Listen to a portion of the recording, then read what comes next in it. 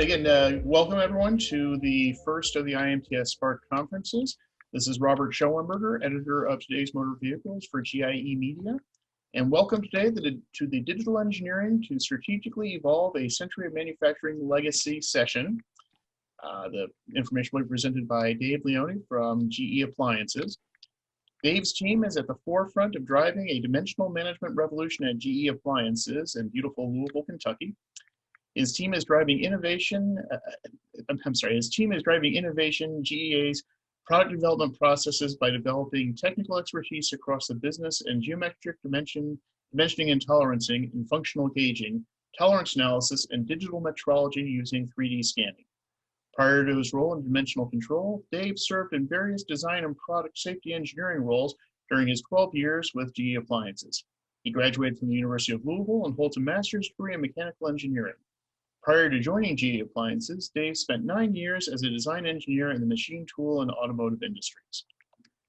If anyone has questions to ask during the session, please enter those into the question and answer tab. I will be asking questions throughout the sessions. We're not going to be holding everything until the end, although we'll probably hold some until then. So Dave, please take the floor is yours. Robert, thank you. All right, let's jump in here, guys. Thank you. So again, Robert, thanks for the introduction. Again, my name is Dave Leone, the Director of Dimensional Control at GE Appliances. So this is a new area of focus for us, something we started about 4 or 5 years ago. And you'll see as we go through this presentation, some of the areas that we're driving some of that digital revolution in dimensional management. So jumping in, so a little bit about GE Appliances, a quite iconic brand in the US market. Full suite of kitchen appliances, and of course everyone knows the brand quite well, and of course then a lot of other house of brands there with Cafe, Monogram, the Profile, Hot Point, and the Higher brand as well. So as Robert mentioned, we are located in Louisville, Kentucky. That's home base for us, pretty large facility there, over 1,000 design engineers, over 6,000 employees. And the majority of our design and manufacturing takes place there in Louisville for the U.S. market. So transitioning, so we're going to talk a little bit about digital transformation. So you could take digital transformation a lot of different directions. We're going to take it into kind of a dimensional management route. I'm going to tell a few stories, and we're going to walk through this. So here's something that it's actually quite interesting analogy, something that we use every day that people don't really think about. And it's really probably the best example of evolution, in digital way of doing things. So, prior to GPS navigation, Google Maps and smartphone and whatnot, people were getting around with a paper map. Prior to that, Compass and other, legacy tools. But the goal statement was always the same. It was to get from point A to point B. But how we do that today is a lot more accurate, a lot more efficient, a lot more precise than anything that we've done in the past, right? So again, it's just something in our daily lives that we just kind of take for granted. But leveraging digital and that digital evolution, it really kind of opens the doors for a lot of opportunity, right? So think not just are we getting around faster and more accurately than ever before, but entire businesses have spun off of the introduction of that technology, right? So it's a really interesting kind of analogy. So we could kind of take that analogy, again, and it's about, better information, going faster and kind of easier to consume. So let's take that to a digital engineering, kind of put your digital engineering hat on, or your dimensional engineering hat. So the same analogy can be drawn between, a CAD model and a PDF drawing versus moving to a fully 3D annotated semantic PMI model, where all the information, all the product manufacturing information, or PMI as it's referred to, is embedded directly in the model, right? So the goal statement is still the same, is to communicate your design requirements, but doing that in a digital way, in a way that's consumable downstream via other softwares, opens the doors for a whole lot of processes that you can't do in the legacy way. Same thing for metrology, right? So we're going to walk through an example of our evolution at GEA in metrology from kind of 1D point-to-point CMM metrology based on linear dimensions, moving into full surface scanning, color maps, full digitization of the part, and direct CAD overlay comparison. And again, that opens the doors for a whole lot of opportunity, not just measuring, but reverse engineering, virtual reality rendering, tooling and equipment validation, a bunch of things we'll talk about here today. So it wasn't always this way, right? So how do we get started? So back in 2015, we got lucky enough to benchmark with some automotive companies. And they opened the doors to us, and we went and spent a lot of time kind of going seas back and forth.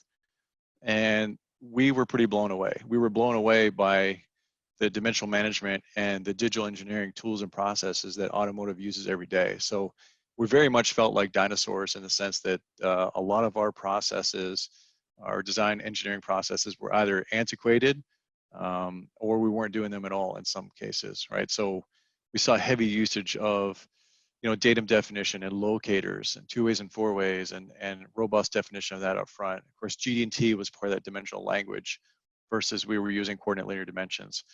3D dimensional variation analysis, or DVA as it's referred to, was again, mind-blowing activity where, automotive put down spreadsheet engineering decades ago, right? And we're clearly in the 3D digital engineering space and doing a lot of really powerful things there. 3D metrology, 3D scanning, we'll cover a lot of that today as well. We saw a lot of that, and of course, some heavy usage of high-end gauges and fixturing. And so as we kind of did a bunch of go and sees, and we tried to wrap our mind around what we saw and compared our current processes and our tools and our skill level versus their skill level, their tools, their processes, we realized we had a lot of growing to do and a lot of ground to go plow, so to speak. So as we kind of wrapped our mind around that, what we realized that we didn't just see digital engineering, we also saw dimensional engineering, dimensional management.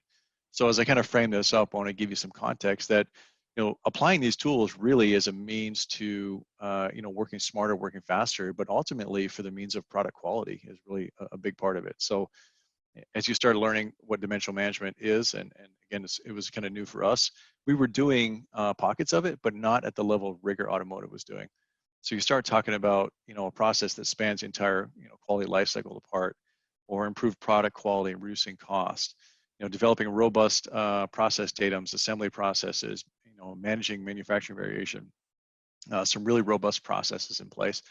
And then why is it important? So we realized pretty quickly that it enables a pathway to product craftsmanship and streamlining your programs, program launches, being able to enable simultaneous engineering, right, cross-functional engineering. So a lot of really, really cool applications there. So again, after a bunch of go and sees, this is the roadmap we laid out, and we knew we wanted to go and evolve in a bunch of these areas. And a lot of these areas were areas that we weren't doing very well, or we weren't doing at all. And as we laid out this roadmap, we realized we had to bucketize it between, design, build, verify, control, right? So design in the sense of how do I design my product to fit together, right? What does good look like? And then optimizing that design, right, for cost, for performance, for craftsmanship, for quality. And then going and executing your tooling and your process and doing that in such a way that you design your tooling and your equipment, your processes to minimize that variation and deliver a very robust product and very consistent, repeatable results. And then now that you've got this good part and you've got this good process, how do you validate that, right? And so how do you verify that in 3D? How do you make sure the parts like each other? How do you make sure you understand where the actual is versus the nominal design intent, and then take some action from there, either tooling adjustments or part dispositions or whatnot? And then now that you've got this good part, what does that mean on the shop floor in terms of how you collect the data, how you manage it ongoing? So a lot of areas there. So I could take this a bunch of areas, but for time's sake, we're going to deep dive into a few areas and kind of show you the legacy way versus how we do it today and how we're continuing to grow and expand. So we'll jump into model-based definition with product manufacturing information, GD&T, 3D DVA, and of course 3D scanning. We'll wrap it up with that. So let's jump into evolution and digital product definition. So again, the goal statement's always the same, right? How to define your product so that it can be made, it can be measured, it can be validated. So prior to our evolution, learning from the automotive industry, we were using coordinate linear dimensions. And what we realized, one of the key steps was actually to make that leap from linear dimensions to GD&T. So the GD&T based definition for the companies that aren't doing this, it's an absolute must. It's a tough point of entry. There's definitely a kind of a road ahead to learn the language. but it sets you up for model-based definition, PMI, and a lot of downstream digital engineering processes. And I'll get into some examples. So that's definitely step one, is moving away from the linear dimensions to a GD&T based product definition. And then here's an example of that, right? So you can see on the left kind of a legacy definition, what that might look like with a bunch of coordinated linear dimensions. And what you quickly realize when you start looking under the hood, you realize that linear dimensions really are lacking in the sense of not being able to control form, although maybe you control size and somewhat location, orientation and specifically form kind of go out the window. And we realized we were lacking that, and we were lacking the ability to really define organic surfaces and 3D CAD-based contoured shapes, really in a way that was easy to control and easy to validate. On the right, you can see, what a 3D scan of a part might look like, and you can see more specifically when you apply that GD&T control, how it's controlling that specific piece of geometry, no matter how organic or how contoured it is, right? So there's a lot of power there. And of course, when you couple it with 3D scanning and that rich, accurate data set that the GOM ATO systems provide, it becomes a really, really interesting value proposition. So it doesn't just stop with GD&T. So you take the GD&T, or you take the move from linear dimensions into GD&T, and now you want to annotate that GD&T in a way that's machine readable, semantic machine readable GD&T annotations. You can see this video here I have playing on the right-hand side. That's essentially a widget that we have modeled just for testing purposes. And you can see as you highlight the controls here in Creo View, it actually highlights the surfaces that are controlled by that. And so the software actually knows, the model knows exactly what features control what, right down to the exact geometric features within the CAD model.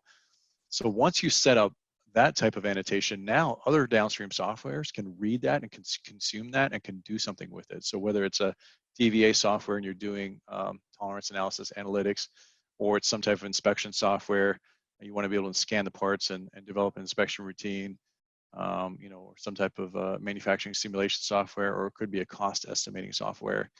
It's really opening up to being machine readable, and that's important. So you want to annotate your models when you make that leap to MBD and PMI in such a way that it's human readable, but it's also machine readable, and that's where it opens the door for a whole lot of downstream application. And really, that's the gateway to really the digital thread, frankly. So Dave, we have yes. a question that kind of fits into some of this. I wanted to get to you before you got too much further. Yep. When you went through this transformation, how did you get your organization to get on board with this technology, especially management? What did it take to get everyone to start trusting the data? So that's a great question. So you really have to start small, and you have to start selling by doing, right? That's the ultimate, right? So find a pilot, find a few small areas where you can go and dabble and celebrate some wins.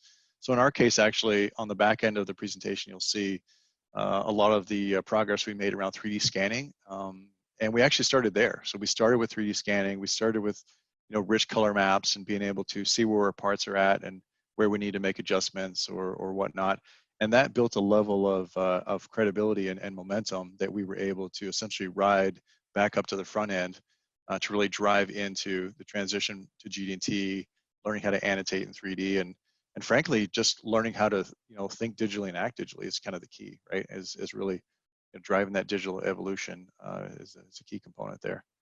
But yeah, so celebrating the small wins and starting with those, and I think a lot of change advocates sometimes fall short when the proposal is made in such a way that you say, if we did this, look what we could do, versus going and getting some wins and then saying, hey, look what we did, look what we already did, or look what we have done. And that's a different discussion altogether. And typically, leadership then tends to get excited about that and say, how do we do more of that? So sometimes it's hard to see the value for some of this stuff. And the best way to do that is just to demonstrate by doing, bottom line. Okay, and then so then downstream uses, right? So today we've got a few applications here. So we've got this cat video process in the upper left-hand corner where we can actually take our machine readable PMI and we can actually auto-generate a PPAP report, which is sounds like hitting a nail with a nail with a sledgehammer, but it's pretty slick, and there's not a whole lot of human intervention in that process, and it's really nice. Integrating into 3DCS with our tolerance analysis software. we can read the PMI directly in if the model has been annotated. Of course, the Creo view for suppliers for that authority viewable, the downstream consumption for suppliers or whatnot. It's all human readable and machine readable, and so they can, like that video showed, you can highlight the features and get a better human interpretation of what the intents are of the controls. And of course, 3D metrology, being able to pull in that inspection bill of characteristics. And then, as you can imagine, the impact shadow for modeling a parametric model and then coupling a PDF drawing. It's a lot of work for not a whole lot of value. You know, when you think about a PDF print, it's frankly a dead end, right? So you can print it out, you can mark it up, you can take it to the shop floor. All those things are valuable, but there isn't any reuse of that. There's no downstream consumption. So it's essentially dead end versus doing machine readable PMI. Now you open the door to digital thread where you can start interconnecting software and ultimately, frankly, just, you know, with QIF, you can actually harvest that data and bring it all the way back to the design stage and bring it full circle. So there's some really interesting opportunities once you've opened that door. And here's a quick example. This is real life PMI. So here we have annotated model on the far left, and you can see in the middle we have all the annotated PMI. We have a software program called CATVidia that essentially harvests all that directly from our CAD model. It develops a list of the bill of characteristics, and then it auto-generates all of our PPAP reports automatically and with screenshots of the MBD embedded in the Excel file. So this will go out with our technical data package automatically, given you know, robust annotations up front. So let's switch gears. So that's you know, evolution in annotation or in product definition. Let's talk about evolution in digital design validation. So talking about tolerance analysis. So tolerance analysis is a staple of design engineering, has been for a long time. And the way we were doing it prior to our go-and-sees with automotive was very much an Excel-based engineering world. So a lot of 1D tolerance stacks, stacking all this stuff in 1D in Excel. And it's a lot of work, a lot of work. It was the only tool that we had. But, you know, as the saying goes, when you know better, you do better, right? So as we started seeing 3D tolerance analysis in automotive, which has been in place for 30 years, embarrassingly enough, you know, we realized we had to go learn and we had to go pull some of this in, and we knew that there's a whole lot of value there and that we were missing a lot and leaving a lot of efficiency and computation and accuracy on the table. And so we've obviously gone and plowed some ground here and learned how to get good at doing this, and we're learning more and more every day. But the fact of the matter is, you know, automotive, you know, they stopped using spreadsheets decades and decades ago, right? So, you know, one of our battle cries is, you know, let's drop the Excel engineering and let's do it in 3D, right? That's where the product lives. The product's 3D, it's modeled in 3D, and we should very much be engineering in 3D as much as possible. So here's a quick example, right? Side-by-side comparison. So on the left-hand side, you can see a simple 1D stacked here, and you can see that this 1D stack is basically going to account for size and translation, if you will, but everything's orthogonal and it's fixed, and it has to be because the spreadsheet computation gets very, very complex otherwise.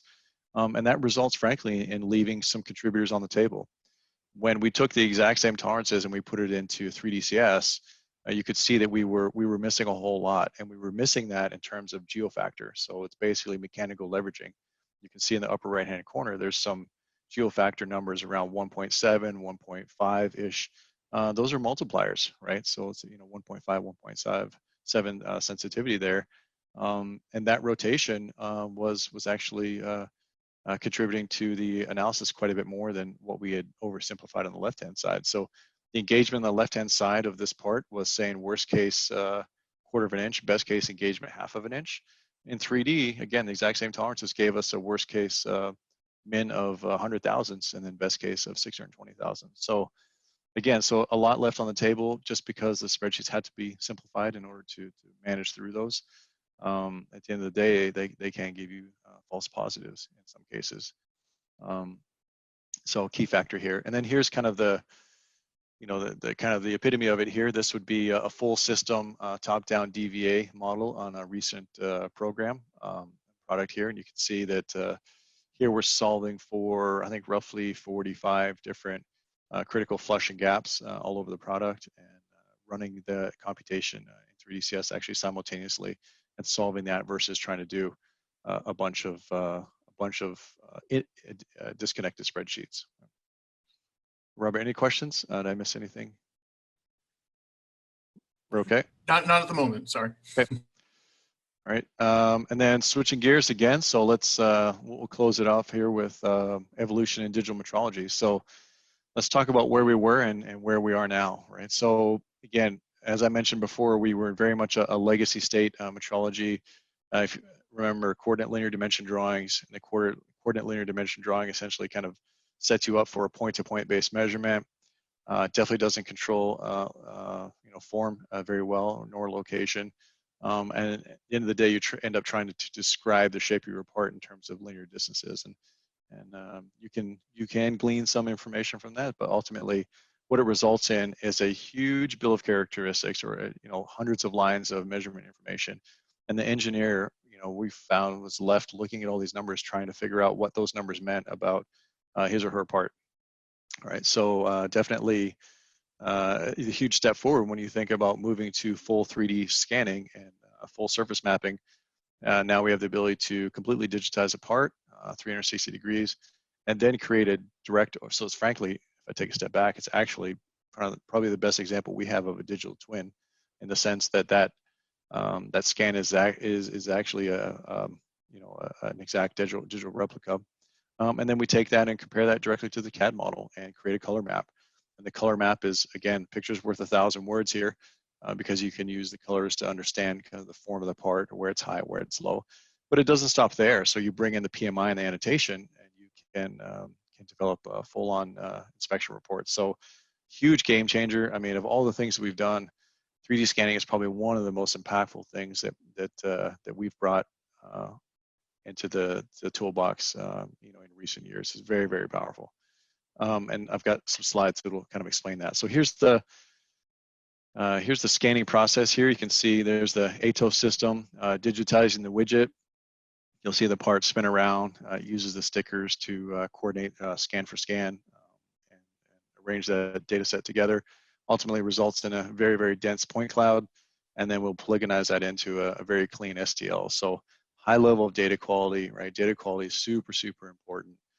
Some of the lower end scan systems don't really give you that, and the ATO system is definitely our preference, frankly, internally. I believe we're up to 14 systems across GEA, across all the factories and all the R&D labs and whatnot. So definitely a favorite tool of ours. And so again, here's what I mentioned a minute ago. So you bring the CAD file in, and you bring essentially that digital twin or the scan data, and then you directly overlay it to the CAD file. And once you align that data per the functional alignment, the color map actually tells you a lot about your part. So you can see anywhere that where the green lines up is essentially CAD and scan line up perfectly. Any colors that are warm, like yellow, orange, red, shows that the scan is actually above the CAD file. Anything that's cold means that the scan or the actual is below the CAD file. So think of it like thermal expansion, right? So something gets hot, it grows, it gets cold, it shrinks. And so you can kind of see that deviation. You can actually see the shape of your part as a color.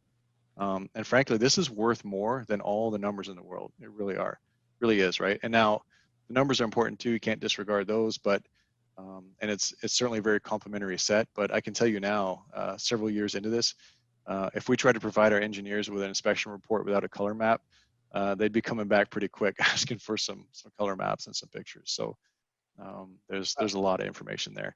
But then it goes from the, yes. Sorry, technical question on the scanning system, the ATO system. Can that capture the depth of the holes in your widget that you were showing me? It depends, actually, going back to that. Yeah, it depends on line of sight. You can see there's a little bit of missing information there. We probably could have scrubbed that a little bit harder. But yeah, there is a limitation to how deep you can get down in that hole, depending on the diameter of the hole. And you need on the ATO system, you need the projector and at least one camera to see that. And so there's a point where obviously you won't be able to collect data anymore. There are some ways around that. There's some probing techniques you can couple with the ATO system to help you get down in there. You can deploy some other measuring systems. Even something as high end as CT scanning. If it's that critical, you could CT scan something and get obviously, the entire inside and out of the part.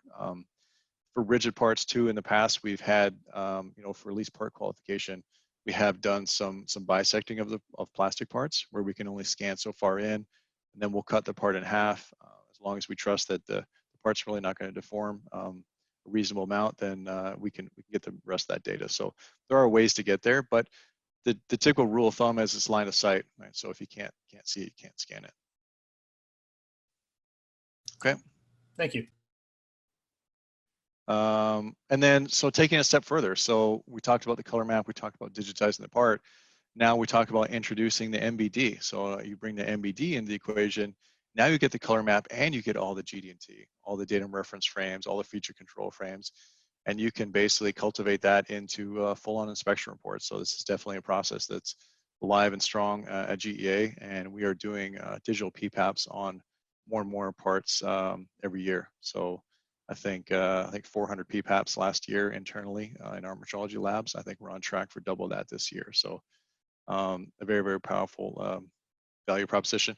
The other thing I'd say about this that is absolute transformational, right? So we talked about digital as kind of enabling digital, right? It just opens the doors, just like navigation opened the door to Uber and Lyft and whatnot. One of the workflows there that enables us to do is allows us to essentially offline create all of our inspection reports minus any scan data and have that pre-done before parts ever hit the lab. And then upon receiving first hits or first samples, first shots, essentially all we have to do is scan the part and load it into a pre-configured inspection report. So in theory, we could get a first look at an inspection report within 24 hours of receiving parts. So it's super powerful. Again, in our old world, there's no way we could do that because we would have started the CMM program once we had parts in hand. We weren't loading a CAD file. We weren't doing offline programming. We didn't have any of that opportunity to do any of that pre-work, right? That pre-digital engineering work. And then, so taking a step further, so now let's switch gears and talk a little bit about production control. So now let's imagine we have this widget that we want to scan on an ongoing basis. Well, to do that manually would be very laborious. So that's where the ATO scan box comes into play. And you've got the ability to digitize the part really in a matter of minutes with a predefined fixtures and whatnot. Digitize it and then take that data and post-process it into some type of web-based data management system, of your choosing, so that you can get that data quickly down to the shop floor. In our case, we could digitize the widget and have that data in hand probably about 20 minutes. We're able to trend that data, see the color maps, and really feed that visual quality system. And then here's an example of a much larger scale. So you can see the scan box digitizing a refrigerator case here. This is, I can't say enough about this stuff. I mean, to be able to digitize this, if you think of the scanner, I think a lot of people fall in the trap. They look at the scanner and they think of it as a different way of measuring. And if you think of it that way, you've actually going to miss the boat on a lot, right? So what you really want to think about it as is a digitizer. Once you wrap your mind around this thing as a digitizer, and you know that measuring is one of those opportunities, it opens the door for a whole lot of stuff. It also opens the door for different workflows. So you could go and start scanning refrigerator cases even before you have your measurement routine 100% locked down. You could start digitizing those, and because you've got those STLs in your library, you can go and back process those from days or months or even a year if you want to go measure a feature that's important to you now that was under the radar before. You could go and back calculate all that stuff. So it's really powerful. I mean, there's no tactile system in the world that can go and remeasure without actually physically remeasuring, right? When you've got the digital acquisition, you can take that and and save that digital twin, if you will, and process it. As long as you have good, clean data of the area in question, you can absolutely go back and process that. So kind of jumping into some examples. So I talked about, as a digitizer. So one of the opportunities is, root cause analysis. And here's a simple illustration here of an actuator that was binding up, and we found that the rack gear actually had some deformation to it. You can clearly see it on the picture on the left, which was kind of under the radar until we scanned it. And again, direct color map comparison, it tells the whole story.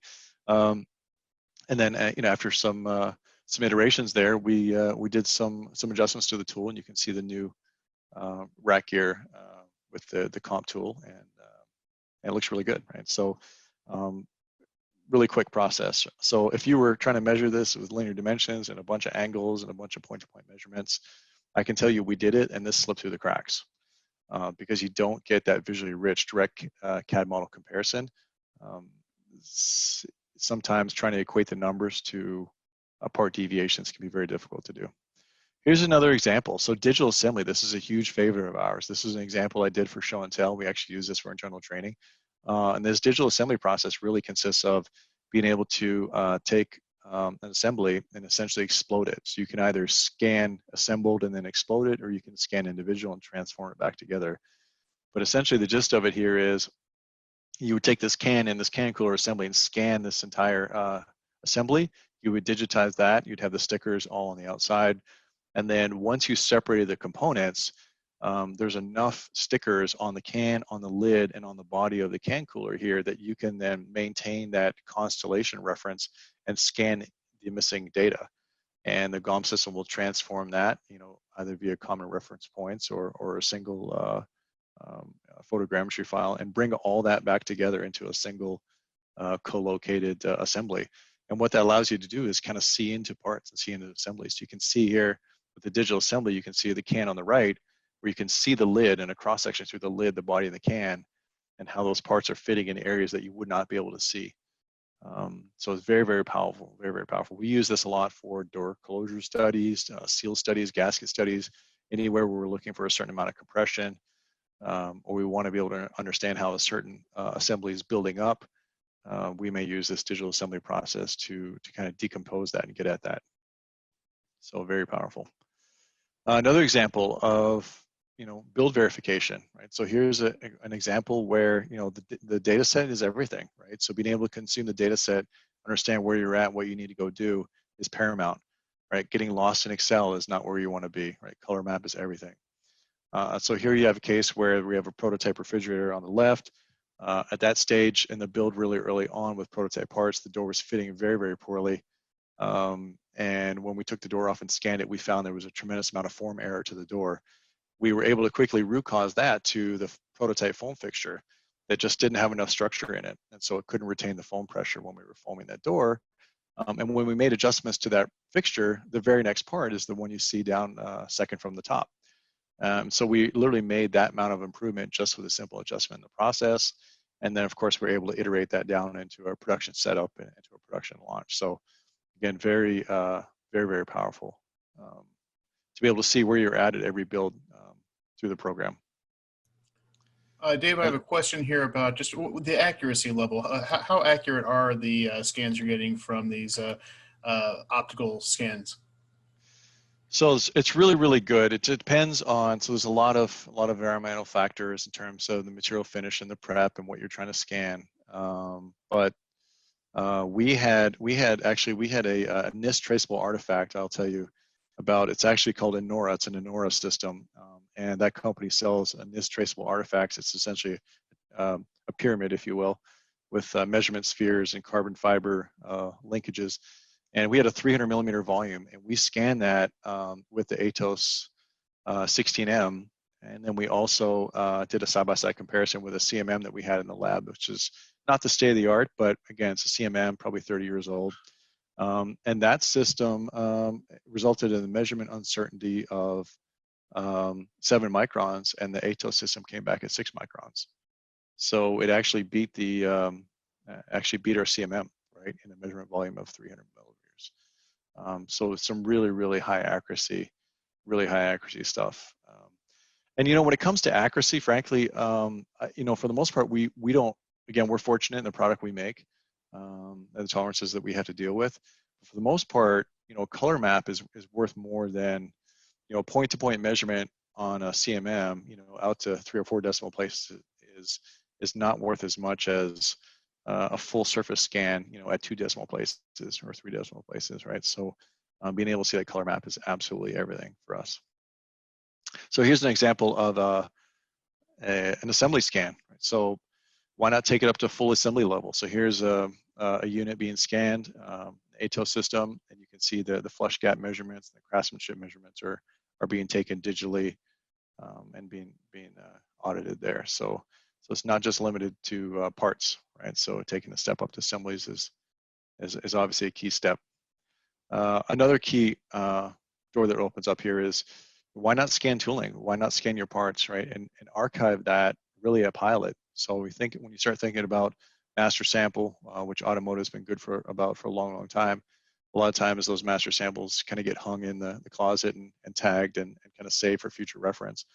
But why not do a digital master sample, right? So we learned about that too in our going to automotive. And if that tool makes a great part, you love the part, parts like each other, you like the tool, baseline that so you know where your baseline is. Scan it, save that digital data, that STL file. If something goes south, something happens, the tool crashes, or there's some tool wear, whatever, at least you know how to get back to baseline and where you were, with the part that you liked and the tool that you like. So again, just digitize it, right? Just open the door for a lot of different opportunities.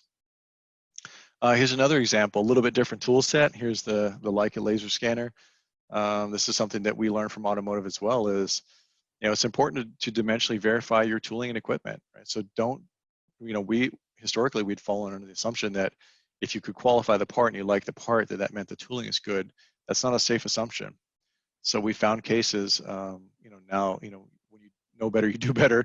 But we found cases where, the presses were not healthy, and there were some misalignment issues, and it was on the older presses kind of tearing themselves apart due to the forces and the misalignment and whatnot. So again, this is another tool in the toolbox of, trust but verify, and get out there with the laser tracker and make sure your press platen alignment is good. I hit this specific example is a brand new press that we had installed, and it was leveled and deemed good to go. And we took the laser tracker out there to verify, and we found a huge parallelism issue between fixed side and moving side platen. And we were able to work with the leveling company to get that dialed right in, right? But had we not caught that, the press and the tools would have definitely paid the price over time. So another opportunity is reverse engineering. So if you can digitize it, again, you can do a lot of data, a lot of good with that data. So whether it's reverse engineering with NURB surfacing into a surface CAD model, or reverse engineering for parametric, being able to scan and essentially extract sketches. And again, the data quality is critical here, because if you're going in to reverse engineer fine details and you need to be able to extract sketches in your reverse engineering software like DesignX or whatever, you want to be able to get in there and get really accurate scans and good representation on your sketches, which then drives the entire parametric modeling downstream. And then another interesting one here as well is VR, right? So being able to digitize a physical unit and render that inside your VR space, that's an interesting proposition where you might have a new proposed design that you're trying out some styling with some focus groups and whatnot with your VR system. And if you want to see how that looks, next to existing units, there's not always a quick path to kind of get that in there. So the way to digitize that is opens the door to again take that physical and get it into the digital space. And digital tools basically enable digital engineering at the end of the day, right? And then ultimately, kind of wrapping it up here, you can see, here's kind of a snapshot of all the different areas that digital tools driving digital engineering. So once you make that leap into something like the ATO system, it opens the doors for a whole lot of opportunity, just like the Ubers and the Lyfts of the world that really were born after GPS navigation. So again, reverse engineering, the part qualification, the root cause analysis we talked about, equipment validation, tool production control, tool verification, VR, whatnot. So yeah, it's a big step. It's a huge step for us, and I can tell you, I don't think we're done coming up with all the usage applications for this stuff. So it's just been it's been a tool set that I almost can't put a value on, bottom line, right? Because it's really changing the way we think, the way we work, and the way it's frankly reinventing our engineering processes because of the tools we have in the toolbox. And then so lastly, kind of bringing it full circle, what does it take to go do some of that stuff? You have to start somewhere, right? So you have to start leveraging digital. And, I would say, we learned a lot. We got lucky. We got some glimpses into what we weren't doing. And had we not had those go-and-sees to Detroit, we'd probably still be doing it the same old way. But, I realized that, if you're not evolving, you're basically getting left behind. And it was really sobering for us to realize how far automotive was further down the road than us. And so we thought, if they can do it, we can do it too. And so we just started learning by doing and leveraging wins, small wins at a time. Again, started at the back end with 3D scanning, getting some quick wins, solving some problems, seeing where parts are at, understanding the processes and the tools, and then driving it back in up front into our product development process in terms of how we define, how we optimize designs, and how we use those digital tools early and up front. And then with that, I think that's, Robert, that's all I have.